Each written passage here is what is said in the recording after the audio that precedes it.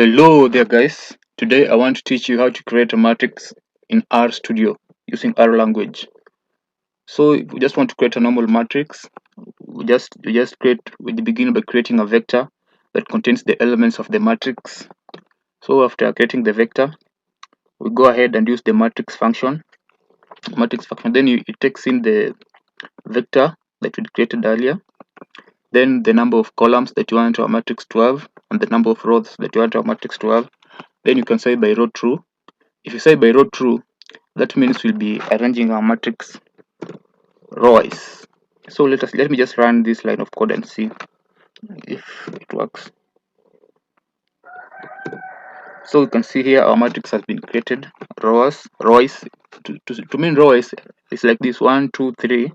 See, 1 2 3, then 4 6, then 4 6. This is how matrix created rows.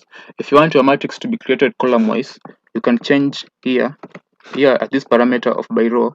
You can change it and write false, so your matrix can be created column wise. Let me just run that. We see here our matrix has been created column wise. It begins with the first column 1 2 3, then 4 6 5. So our matrix has been created column wise. So and the next step, guys, you're going to create a diagonal matrix. What's a diagonal matrix? A diagonal matrix is a matrix whose main diagonal has values and the other elements of the matrix are 0. So let me run it and you'll see what I mean.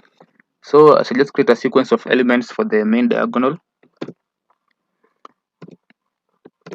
If you run it, you see the principal diagonal has elements, has values, and the other elements are 0. So that is what we mean by diagonal matrix.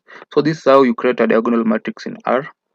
The next step, you're going to create an identity matrix. An identity matrix is a matrix whose main diagonal values are 1.